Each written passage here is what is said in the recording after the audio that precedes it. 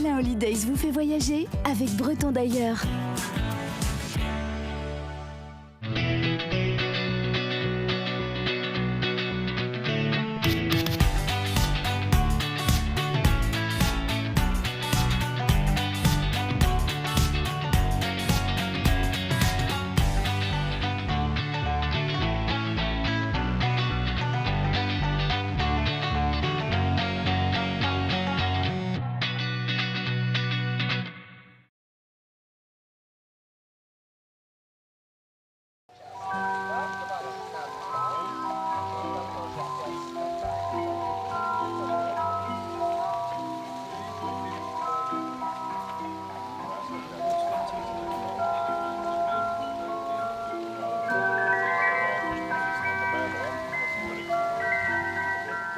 Bonjour, bienvenue à Riga, bienvenue en Lettonie. À New York, on connaît la Statue de la Liberté. Eh bien, à Riga, il y a le Monument de la Liberté qui se trouve juste derrière moi. Un monument de la liberté qui est très cher aux Lettons, qui ont toujours été en quête d'indépendance. Ils en ont eu deux d'ailleurs, des indépendances. Une en 1918 et bien sûr celle de 1991. C'est un monument qui était interdit à la commémoration sous l'ère soviétique. C'est bien entendu plus le cas aujourd'hui. Allez, on va découvrir Riga. Ensuite, on prendra la voiture, direction la Lituanie et Vilnius. C'est parti. Les Lettons sont en effet attachés à leur indépendance, et peut-être même plus à la première, celle de 1918, qui les a émancipés des Russes et dont ils s'apprêtent à célébrer le centenaire en grande pompe. Plus qu'à la seconde. Car ce petit pays de 2 300 000 habitants aujourd'hui, coincé entre l'Estonie et la Lituanie, a été beaucoup envahi. Tout d'abord par les chevaliers allemands. Ce sont eux qui ont fondé Riga en 1201 et y ont introduit le protestantisme luthérien. Puis ce furent les Suédois du XVIe au XVIIIe siècle à qui l'on doit cette porte, la porte suédoise, percée au sein des remparts. Enfin, les Soviétiques occupèrent le pays une cinquantaine d'années au XXe siècle, avant la libération finale de 1991, auquel ce monument des barricades est dédié. Il y a peu de traces de la France ici. Hormis, tiens, Catherine Deneuve. Sur cette photo prise par ce couple de Russes, ils sont encore près d'un tiers ici. Oui. Et bien sûr, autre symbole de la France, son ambassade, devant laquelle nous retrouvons notre première Bretonne, Sophie, en poste depuis 1 an ici. Alors Sophie, vous êtes la première conseillère de l'ambassade de France, qui se trouve juste derrière moi et qui a toute une histoire à Riga. Racontez-nous un petit peu. Alors le bâtiment, c'est un ancien hôtel particulier construit par un riche commerçant allemand à la fin du 19e siècle, qui a été la première ambassade de France lors de l'indépendance de la Lettonie, donc qui a ouvert en 1920. Juste après l'indépendance ? Tout à fait, qu'on partageait à l'époque avec les Britanniques et les Espagnols. Bien sûr, l'ambassade a fermé en 1940. Et on a eu la chance de pouvoir retrouver ce bâtiment quand la Lettonie a retrouvé son indépendance dans les années 90, sachant que pendant la période d'occupation soviétique, c'était le siège du parquet général. Alors vous, justement Sophie, ça fait 1 an que vous êtes ici ? Oui. Ça fait pas très longtemps. Qu'est-ce que vous pouvez nous dire après 1 an à Riga ? Je n'étais jamais venue en Lettonie avant. C'est un pays que j'aime beaucoup. Et Riga, je trouve une ville très, très agréable à vivre. Comme on voit ici, très verte, on peut faire tout à pied, une ville très, très sûre. On a la mer pas loin, ce qui est toujours bien pour des Bretons. Et puis les Lettons très sympathiques, très professionnels dans les relations de travail. C'est un pays européen, donc au point de vue professionnel, c'est très intéressant aussi. Donc non, moi je suis très, très contente. Vous allez sans doute vous ressourcer en Bretagne. Vos parents ont une maison à Plougastel. Tout à fait. Vous y retournez régulièrement ? Oui, bien sûr. Un petit peu moins souvent que quand j'étais à Paris, mais je dirais, je sais pas, au moins tous les 3-4 mois. Et qu'est-ce qui vous manque de la Bretagne ici ? Alors, ça va encore, parce que déjà, on a la mer, ce qu'on n'a pas à Paris, par exemple. Il y a même, on trouve du beurre salé. C'était une de mes grandes inquiétudes en venant en Lettonie. Par exemple, il y a des crêpes et du cidre en Lettonie, mais qui ressemblent qu'à moitié à ce qu'on peut connaître en Bretagne. Non. Est-ce qu'il y a des points communs entre les Bretons et les Lettons ? Je pense qu'il y a une forte identité culturelle. Les Lettons sont très attachés à leur langue, ils sont très friands de chansons. Il y a une grande chorale lettonne de chansons traditionnelles qui étaient aussi quelque part un moyen de résistance pendant l'occupation notamment soviétique. À leur drapeau, Leur drapeau, qui est très important pour les Lettons. vous aussi. Ah, je vais vous sortir mon drapeau breton. Jamais sans son drapeau. Tout à fait. Alors, Un petit Gwenadu. voilà. Ah, il est petit, Il est petit, hein, mais, mais il est là. mais voilà. Vous l'avez au bureau aussi? Pas au bureau à l'ambassade, mais chez moi, dans mon bureau. Ouais. Comment on dit bon vent en letton? Ah, alors bon vent, je suis pas sûre. Je peux dire bonjour. Alors bonjour ou au revoir. Bonjour, c'est l'abdienne. Je garantis pas que mon accent soit excellent. Et au revoir, c'est Vissou la boue. Vie sous la boue. Vissou la boue. Alors vie sous la boue. Bon vent. Pas le dièse, qui veut dire merci.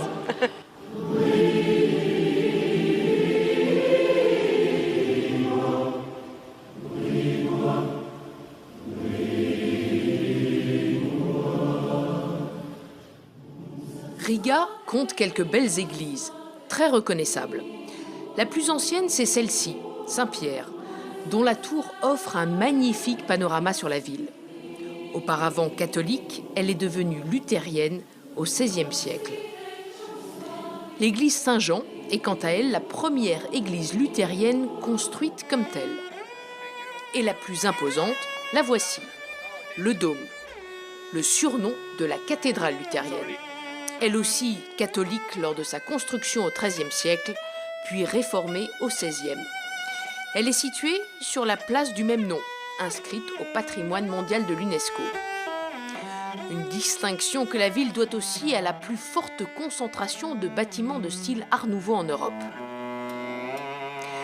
Ce petit fascicule a été traduit par notre guide, Baïba, que nous retrouvons dans ce quartier Art Nouveau.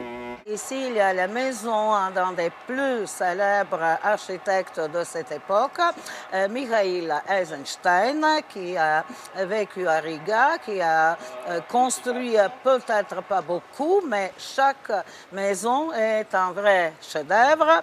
Donc Eisenstein, il a beaucoup aimé jouer avec les formes. Donc, qu'on voit ici aussi, toutes les décorations changent verticalement. Et ici, vous pouvez voir aussi dans la partie bleue, ce sont des arcs et les pendentifs, mais Eisenstein les a inversés. Pour notre prochain rendez-vous breton, il nous faut traverser la Daugava, le large fleuve qui traverse Riga. C'est en face de l'un des bâtiments les plus récents de la capitale, la nouvelle Bibliothèque nationale de Lettonie, inaugurée en 2014, que l'on retrouve Arthur, qui vit ici depuis 1 an. Cette bibliothèque est un lieu qu'il fréquente assidûment. Et pour cause. Ce normalien surdoué est chercheur en linguistique historique des langues indo-européennes. Il a obtenu plusieurs bourses dans plusieurs pays et il parle plusieurs langues couramment.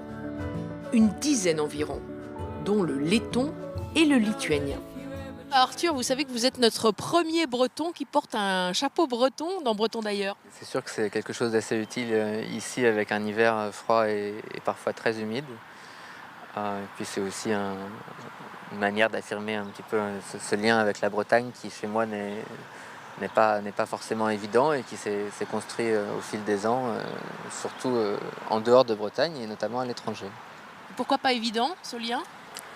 D'abord, je suis breton surtout par le sang. J'ai vécu uniquement 5 ans en Loire-Atlantique. Ma mère vient de Guérande, mon père vient de Saint-Malo. Et c'est surtout au travers de mes études, donc études en linguistique, en langue indo-européenne, que j'ai eu un aperçu du breton et de la culture qui va avec.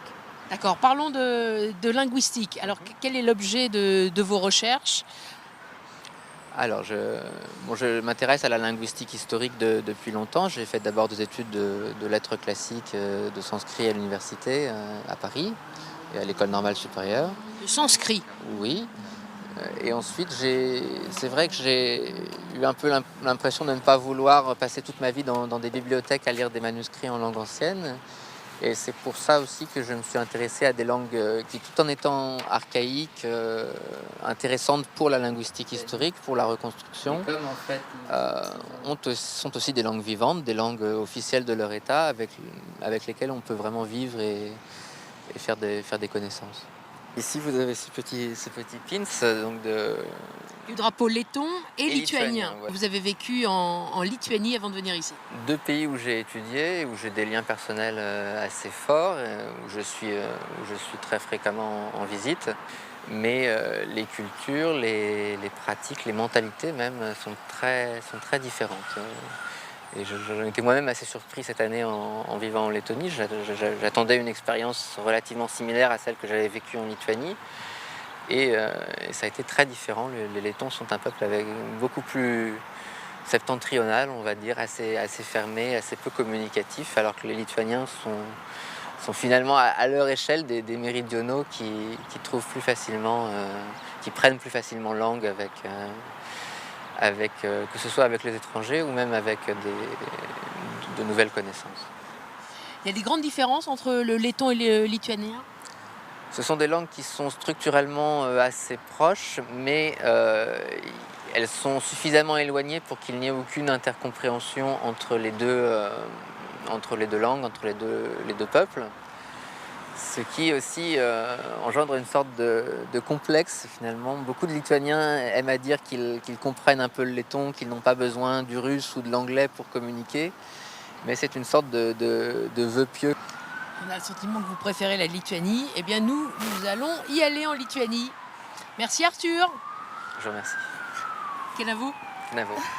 Je quitte ce polyglotte pour prendre la route en direction de la Lituanie.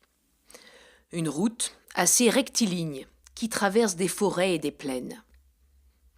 Avant de franchir la frontière, nous faisons halte ici, au palais de Raundal, un édifice au ton ocre construit au XVIIIe siècle par un duc allemand, amant d'une impératrice russe.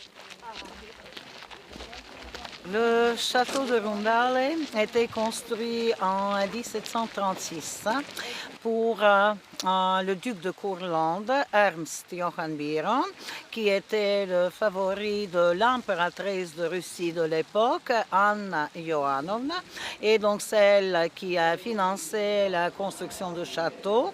Elle a donné à son architecte de la cour, Francesco Bartolomeo Rastrelli, qui est l'auteur de plusieurs palais de Saint-Pétersbourg aussi, et il est arrivé ici pour construire cette résidence secondaire de duc de Courlande. Le jardin à la française était aussi donc conçu par Rastrelli, et heureusement qu'il y avait aussi des esquisses, donc c'était possible à le replanter. C'était fait il y a maintenant 5 ans à peu près.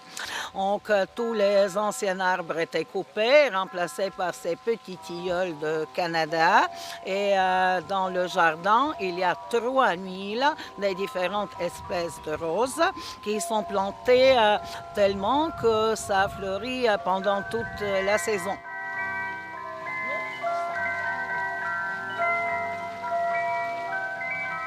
On poursuit notre chemin vers Vilnius. Les paysages ne varient pas beaucoup une fois la frontière franchie. Ils sont peut-être un peu plus vallonnés. Avant Vilnius, nous nous arrêtons dans cet endroit étonnant, planté d'environ 1 million de croix catholiques, la colline des Croix. La colline des Croix était, le début, c'était à l'époque tsariste, quand les Lituaniens ont résisté contre le régime en montrant leur foi catholique qui était persécutée à l'époque. Et ça continuait à l'époque soviétique, quand en fait toutes les religions étaient persécutées. Les soviétiques ont rasé la colline 3 fois, mais les gens ont replanté de nouveau les croix. Et donc ici, c'est devenu aussi un lieu de pèlerinage, surtout après la visite du pape de Rome Jean-Paul II, qui a visité la colline au mois de septembre 1993. Et 1 an après, il a envoyé le cadeau, donc ce crucifix qu'on voit derrière moi. Donc c'est le cadeau de pape à cette colline. Des croix, nous en verrons encore beaucoup à Vilnius, même si la capitale lituanienne apparaît au prime abord d'un aspect plus moderne. Contrairement à Riga et ses églises protestantes, ici, les églises sont catholiques et plus nombreuses. Comme celle-ci, la préférée de Jean-Paul II, l'église Pierre et Paul, édifiée à la fin du XVIIe siècle. Le pape polonais jouit d'une aura particulière dans ce pays longtemps lié à la Pologne, du temps de la République des deux nations, entre le XVIe et le XVIIIe siècle. C'est pourquoi il est aujourd'hui le plus catholique des 3 pays baltes, avec 80% de catholiques.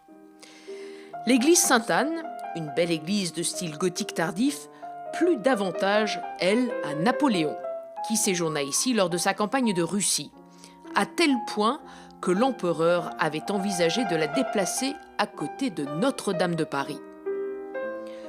La présence française se manifeste aussi ici, avec cette maison où séjourna Stendhal. Mais l'écrivain ne resta que très peu de temps dans la capitale lituanienne, au moment de la campagne napoléonienne d'ailleurs. La maison, elle, abrite désormais l'Institut français, où nous avons rendez-vous avec Laura, une bigoudaine de 29 ans, qui habite ici depuis 1 an, après plusieurs pérégrinations. Je viens d'une famille bigoudaine, donc j'ai fait ma scolarité et dans le pays bigoudin, et puis je suis partie au lycée à Cornouailles, à Quimper. Et ensuite, j'ai fait une prépa littéraire à Brest, à Kérichen, et puis licence à Rennes 2. Et ensuite, je suis partie en Erasmus pour le Master 1 à Prague, en République tchèque, pendant 1 an, à l'Université Charles de Prague. J'avais comme objectif de revenir après mon Erasmus et de passer mon CAPES de lettres pour être prof de français en France. Et au final, avec les expériences, les voyages, tout s'est enchaîné. Et puis je suis devenue prof de français, mais à l'étranger. Ensuite, Marthe, on va reprendre à la page 72 du manuel. Vous voyez, donc la semaine dernière, on avait fait une compréhension orale, vous vous souvenez? C'était sur quoi la compréhension orale, Martinez? C'était un débat sur l'écologie, oui. La pollution au Pékin et à Paris. À Pékin? À Pékin et à Paris, effectivement. Le métier me plaît, le public me plaît, donc c'est vraiment varié. Donc je donne cours aux diplomates, aux fonctionnaires, dans les entreprises, aux débutants, aux avancés, aux enfants, aux adolescents. Donc c'est très varié, donc ce qui permet de ne pas s'ennuyer. La Lettonie et la Lituanie, ce sont des pays que j'aime beaucoup et où je m'y sens bien en fait. Car Laura a aussi vécu en Lettonie avant d'arriver ici. J'ai appris le letton. Un peu, 1 an et demi. Le lituanien, non, je ne l'ai pas appris. On communique en anglais, par les gestes. Mais en Lettonie, effectivement, j'ai appris le letton. Après, quand on connaît les lettons, les lituaniens, et quand on rentre vraiment dans le pays, oui, on peut voir des différences. Les lituaniens sont peut-être un peu plus ouverts que les lettons. Ce qui manque à Vilnius par rapport à Riga, c'est la mer, surtout pour une Bretonne, du coup, c'est vrai. Mais après, je retourne souvent à Riga, parce que c'est qu'à 4 heures de route, et j'ai beaucoup d'amis là-bas, et je reste très attachée à cette ville et à ce pays. Donc, j'aime vraiment les 2 villes et les 2 pays. Et la Bretagne, y a-t-il des points communs avec la Bretagne? Et peut-être une proximité à la nature. Les Bretons, on sait, sont très proches de la nature, les balades près de la mer, en forêt. Ici, à Riga comme à Vilnius, j'ai pu voir avec mes collègues, mes amis, la 2e religion, c'est la cueillette des champignons à cette époque, d'ailleurs. Et voilà, ils sont très proches de la nature, donc peut-être il y a une ressemblance avec les Bretons. On quitte Laura et les champignons pour une ambiance plus champêtre en effet, du côté de la rivière Vilniale, la petite Vilnia, qui a donné son nom à la ville. Nous sommes ici à Užupis, ou plutôt la République Užupis, un drôle d'État dans l'État. Ce quartier d'artistes, jumelé avec Montmartre à Paris, s'est doté de son propre hymne, de son propre drapeau et de sa propre constitution il y a quelques années, faite de 41 articles plutôt loufoques et désormais traduite en 28 langues, dont le français, le sanskrit et l'arabe. D'autres inscriptions et d'autres mains nous attendent du côté de l'école Montesquieu, le lycée international français de Vilnius, qui compte 450 élèves, dont plus des 3/4 sont lituaniens. Nous y rencontrons nos 2 derniers Bretons, Gilvik et Kulmik. Gilvik habite Vilnius depuis 2 ans pour raisons sentimentales.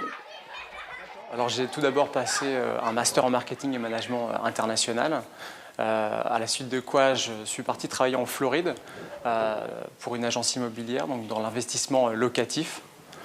Voilà. Après, je suis parti en Écosse où j'ai pu travailler pour une agence réceptive qui organise des voyages d'affaires. Et après avoir porté le kilt, j'ai décidé de revenir à Rennes, d'où je suis originaire, pour passer un master de professeur des écoles, puisque entre-temps j'ai commencé à m'intéresser à l'enseignement. Et voilà, donc dans l'optique d'intégrer le réseau des écoles françaises à l'étranger. Alors, je suis responsable du pôle périscolaire et de la communication. Donc, dans ce cadre, je gère une équipe de 30 animateurs donc, qui est chargée de surveiller et de s'occuper des enfants le matin, le midi et après les cours. Voilà, j'organise également les grands événements de l'école, comme la fête de fin d'année, la fête de Noël, le gala des 25 ans pour cette année. Je mets en place également les activités périscolaires, comme les échecs, les jeux de société, le club lecture. Et on pourrait mettre en place un fest-noz, mais voilà, j'en dis pas plus. Si quelques traditions bretonnes lui manquent un peu, Gilvik ne se sent pas trop dépaysé pour autant. Et il est ravi d'être à Vilnius. Moi, j'adore la vie ici. Voilà, c'est une capitale qui a taille humaine. Et à la fois, c'est une ville qui a une dynamique incroyable. Elle évolue sans cesse. En plus, ma compagne est lituanienne. Enfin, a grandi en Lituanie. Elle est russe, mais elle a grandi en Lituanie. Donc, c'est un pays que je connais très bien. Et j'avais l'habitude déjà de venir ici tous les ans. Je me sens ici comme à la maison, comme en Bretagne, puisque ici, on a du lait ribot, on a des crêpes, on a du sarrasin.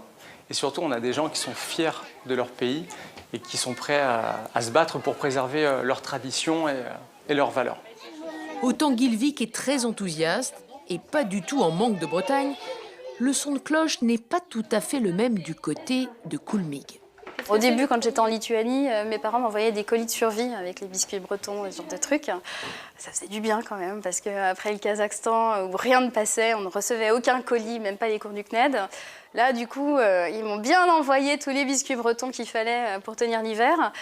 Et donc, du coup, non, j'y vais pas souvent. Mais quand j'y vais, ça fait du bien, quoi. Ça fait vraiment du bien. On retourne chez soi, quoi. Vraiment. On voit la mer est pas loin. En fait, le fait de savoir que la mer est pas loin, où qu'on soit en Bretagne, je trouve ça génial. Car cette jeune rennaise qui enseigne depuis 3 ans ici en CE1 est une voyageuse étonnante, avec une passion atypique, le mandarin. Dans ma famille, ils sont très Bretagne, je veux dire, ils parlent breton dans ma famille, on fait la musique nous-mêmes dans les fêtes de famille, il n'y a pas de DJ chez nous. J'avais un grand-père, un arrière-grand-père très impliqué dans les associations, qui ont dessiné des bouquins sur l'histoire de la Bretagne, des costumes de fest-noz, etc.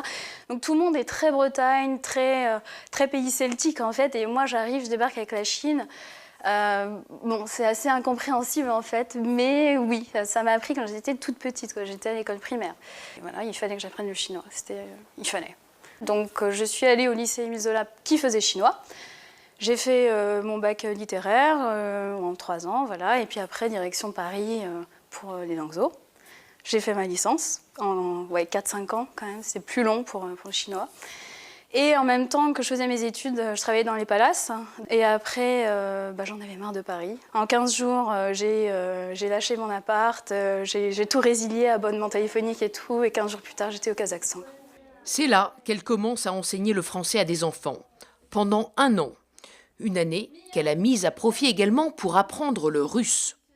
Déprime totale en rentrant du Kazakhstan. Je m'inscris direct en master FLE par le CNED.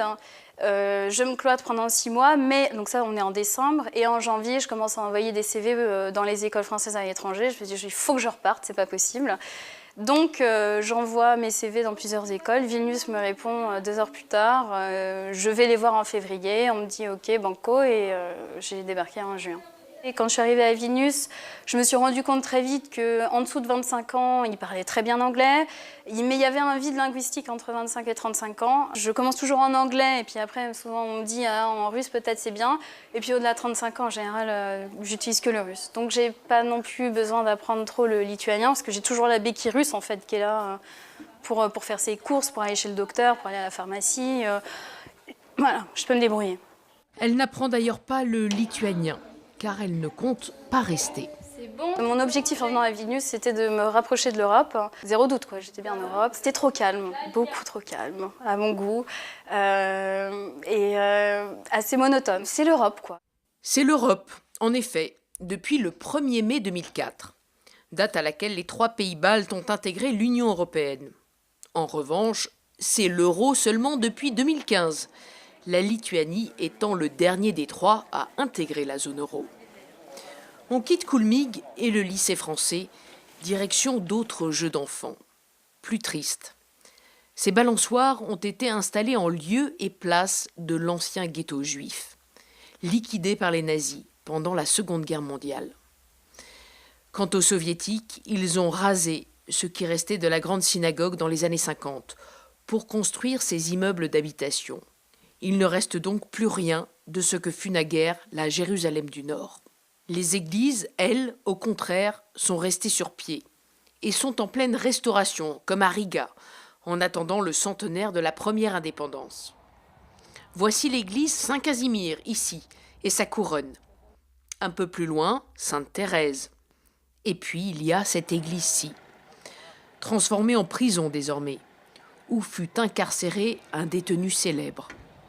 Bertrand Cantat.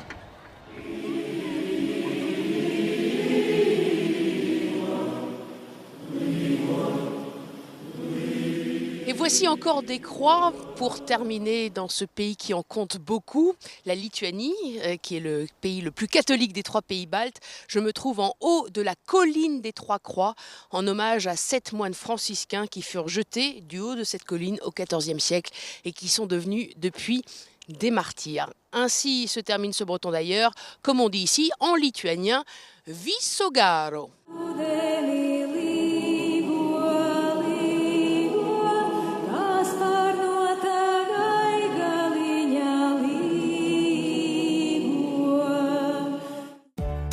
Salin Holidays vous fait voyager avec Breton d'ailleurs.